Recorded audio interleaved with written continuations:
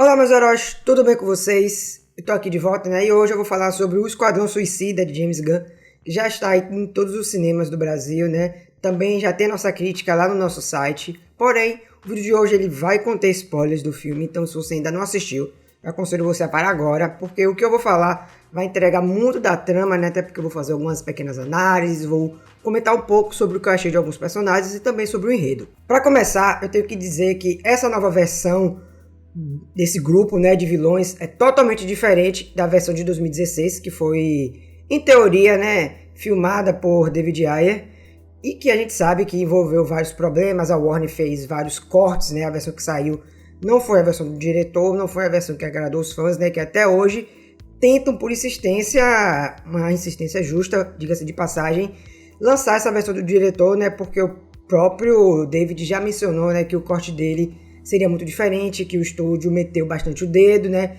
E no final a gente sabe que isso acaba pesando, como nós vimos, por exemplo, na versão do próprio Zack Snyder de Liga da Justiça, que acabou se tornando um filme completamente diferente. Assim como eu mencionei na minha crítica lá no site, eu vou voltar a mencionar aqui. Se eu puder definir esse filme em algumas palavras, eu vou dizer que ele é sanguinário, divertido, totalmente caótico, louco, e muito quadrinho. Por que eu dei tanta ênfase no quadrinho?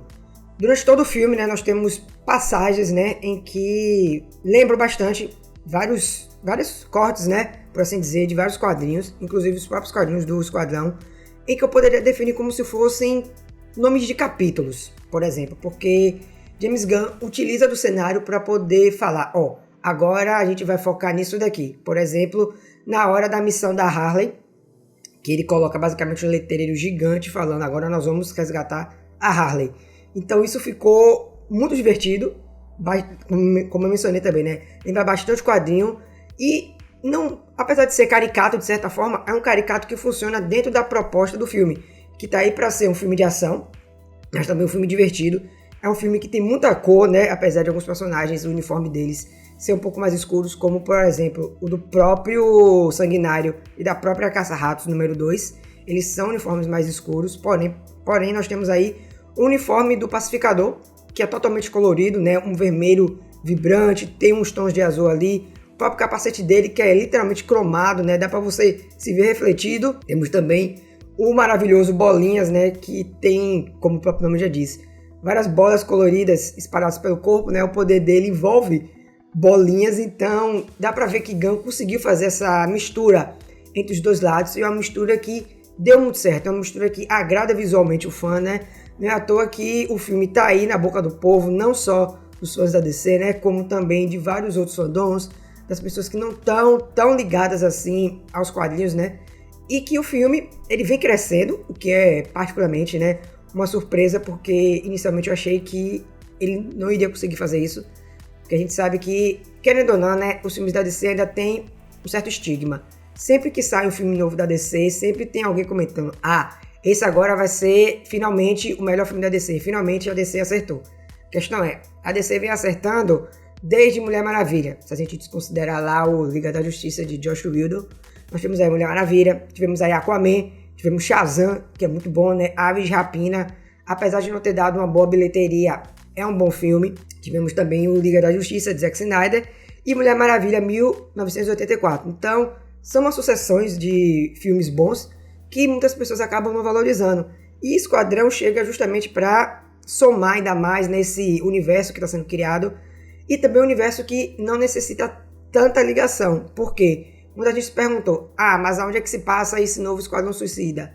Será que é depois do primeiro? Será que é um reboot? É uma continuação? O que é? Então, ele é e não é uma continuação.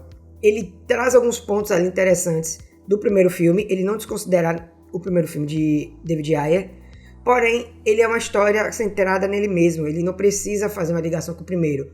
Porém nós vemos em algumas falas, por exemplo, envolvendo a Harley, o Capitão Boomerang e Rick Flag, que eles já se conhecem de antes, então já dá esse clima de, o primeiro filme aconteceu, eles já se conheciam, né? Eles já são, por assim dizer, né, entre aspas, amigos, e tem todo esse clima, né, envolvendo esses personagens, eles já se conhecem, eles já têm uma história, e isso ajuda bastante no caminho da trama, né? Porque a gente vai vendo essas relações, por assim dizer, né? Se aprofundando, tem toda essa questão da amizade em alguns momentos da família, né? que são levantadas, especialmente envolvendo a Caça-Ratos e o Sanguinário, né? Cada um tem sua história particular, que é contada de uma forma simplesmente brilhante no filme, né? O Bolinha também tem sua participação, porque ele tem uma relação bastante complicada, né, com a mãe. Então, James Gunn soube colocar isso em tela de uma forma que não ficasse maçante e de uma forma que fosse dinâmica. Os personagens contam suas histórias, você sabe quem eles são e você, querendo ou não, acaba se apaixonando por eles. É algo que eu literalmente tenho que bater palmas, porque no primeiro filme eu não consegui me conectar com basicamente nenhum personagem, tirando a Harley e um pouco pistoleiro, né? E nesse aqui eu gostei de todos os personagens principais. E quando eu digo personagens principais, eu estou mencionando, por exemplo, o Sanguinário, a Caça-Ratos número 2, o Bolinhas, o Pacificador, o próprio Rick Flag, né, que se tornou um personagem muito bom, e também o Tubarão Rei, que pra mim é, eu não diria o melhor personagem do filme, né, porque a melhor personagem é Caça-Ratos pra mim, mas um dos 3 melhores personagens ao lado também do Bolinha. Eu literalmente adorei ver o personagem, ele foi um personagem muito bem criado, né, muito bem construído.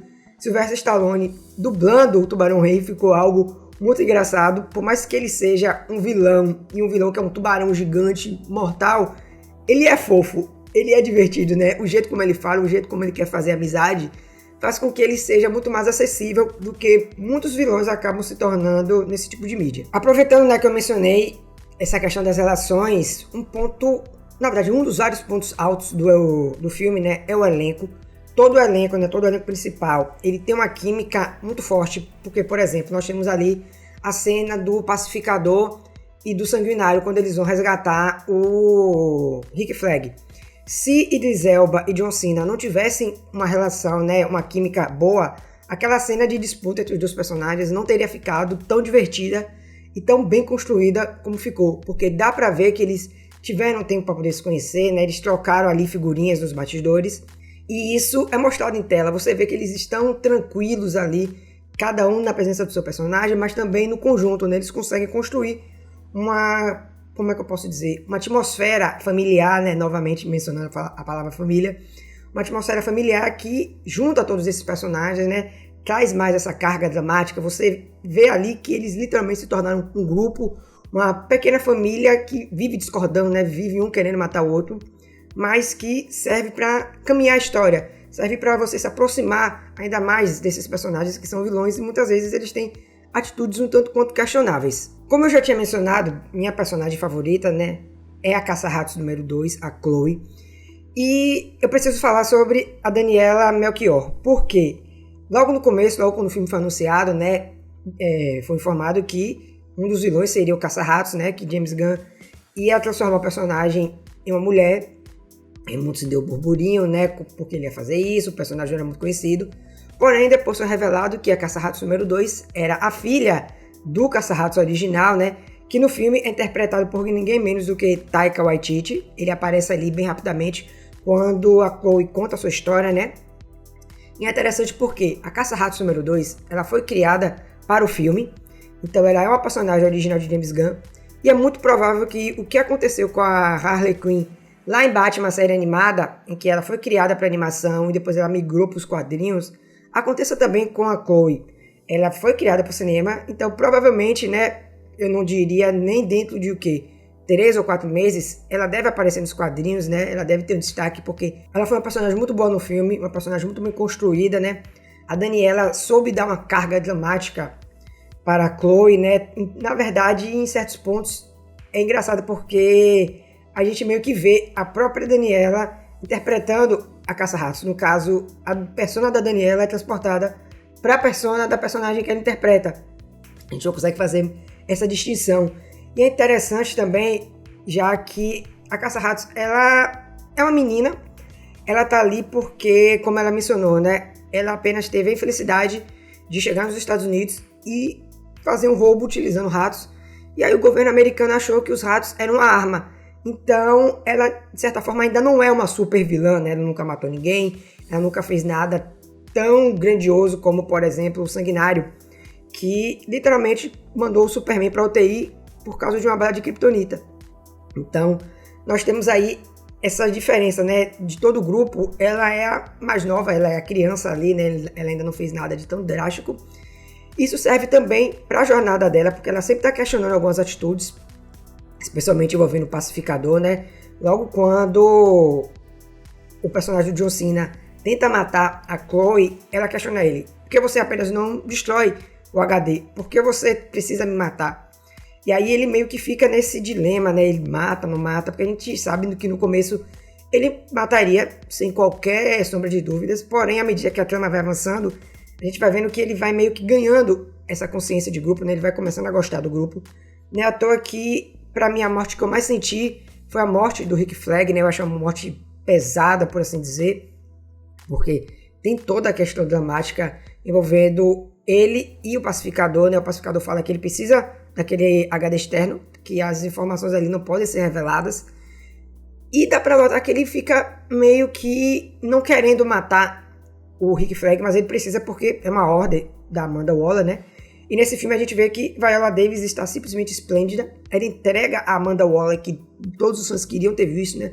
Uma Amanda Waller com punho de ferro, uma Amanda Waller que não mede esforços para poder literalmente fazer o que ela precisa, que é cumprir sua missão e matar quem ficar no caminho dela. Um outro ponto que vale ser mencionado também é a Harley, da Margot. Essa pra mim é a minha versão favorita, né, da personagem. Ela é simplesmente fantástica no filme, né? A minha cena favorita dela também está nesse filme, que é a cena em que ela tá fugindo do Palácio do Presidente, né, que ela foi colocada, né, em que ela estava em cativeiro, e ela simplesmente sai atirando todo mundo, sai matando todo mundo, né, personagem bem divertida, bem dinâmica. Margot conseguiu entregar novamente uma atuação magnífica da personagem, né? Toda a dinâmica dela com o grupo é muito boa, toda a dinâmica dela, especialmente com o Rick Flag, né? Em que eles se consideram amigos, é muito boa. Isso também pesa na hora que a gente vai ver a morte da personagem, né? No caso do personagem do Rick Flag. Eu fico ansioso para ver o que mais a personagem vai mostrar no futuro da DC no cinema. A escolha do vilão, né, que é Starro, o Conquistador, uma grande estrela do mar que literalmente controla as pessoas a partir de pequenas estrelinhas, foi uma grande surpresa para mim, né, porque é uma surpresa positiva, já que eu gosto bastante do personagem, né, ele é um personagem muito caricato de quadrinho. O James Gunn soube transportar ele muito bem para a tela, né, ele acaba sendo engraçado, por mais que ele não fale diretamente, só fale a partir de seus hospedeiros, isso torna tudo ainda muito mais divertido. E o mais engraçado de tudo é porque nos quadrinhos a Liga da Justiça se mata para poder derrotar Starro. E aqui a Caça-Ratos, né, em parceria com a Harley, um pouco, conseguiu destruir o vilão de uma forma simples, envolvendo o quê? Vários ratos começaram a comer o Starro, né? E você fica, meu Deus, que coisa inusitada e maravilhosa. Então, o vilão, ele trouxe ainda mais esse clima de quadrinho pro filme, né, que tem um roteiro muito bem construído, um roteiro muito bem conciso, um roteiro que não perde tempo em explicar quem são os personagens, né, o que eles estão fazendo ali, qual a missão deles, e esse roteiro que consegue envolver o telespectador desde o começo até o final. Todas as cenas são muito bem gravadas, né, James Gunn fez questão de utilizar muito efeito prático, então pouca coisa é utilizada no CGI desse filme, o que levanta uma pequena curiosidade aqui. O filme, ele custou muito menos do que o seu orçamento pediu, já que Gunn optou, né, por utilizar, como eu já mencionei, muito efeito prático, e isso acabou diminuindo o custo, já que a gente sabe que CGI acaba custando muito caro. Então, isso deve ter levantado um pouco a moral dele, mais ainda, né, com a Warner. Também tivemos, né, várias participações, na verdade, algumas participações especiais, né. A mulher de James Gunn, por exemplo, ela trabalha para Argus, ela está presente em várias cenas. O próprio irmão de James Gunn, Sean Gunn, é o responsável por dar vida ao Doninha, né, ao Weasel, que aparece lá no começo, também é morto, né, por assim dizer, afogado, mas a gente descobre depois que ele ficou vivo. E o Sean Gunn também, ele faz uma outra participação, que é na prisão, né, lá da Argus, que é o como Homem Calendário. Ele aparece rapidamente interagindo com o Bolinha, né. Então a gente vê que James Gunn sempre tem um padrão de certos atores que ele coloca nos seus filmes, e isso acaba sendo um easter egg, né, por assim dizer. Pra finalizar, eu gostei bastante do Esquadrão Suicida de James Gunn. Eu pretendo assisti-lo outras vezes, né, assim que ele entrar no HBO Max, aqui do Brasil. Porque ele é um filme divertido, como eu mencionei. Ele tem 2 horas e 12 minutos por aí, mas ela passa muito rápido, então você quer consumir mais coisa. Eu espero que James Gunn produza, né, ele já falou, né, o Walter Hamada, que é o responsável pela DC, já mencionou que tem outros projetos para ele nesse universo, né. E no ano que vem nós também teremos a série do Pacificador, né? Que é uma das cenas pós-crédito do filme, confirma que o personagem está vivo e aí já faz a ligação com a série, apesar da gente não saber ainda como ela vai se tratar. Bom, se você gostou aqui do vídeo, né? Não deixe de compartilhar com seus amigos, não deixa de deixar aquele like aqui maroto, né? Também se inscrever no nosso canal para ficar por dentro de todas as nossas novidades. Acessar lá nosso site, né, onde está a crítica do filme também, né, que é nosso hub de notícias. E traz também vários episódios do nosso podcast, o Heróis do Megaverso. E também de nos seguir nas nossas redes sociais, no @MegaHeroOficial. Tanto no Twitter quanto no Instagram, né, estamos sempre atualizando com novas informações. E nos vemos na próxima e desperte o herói que há em você.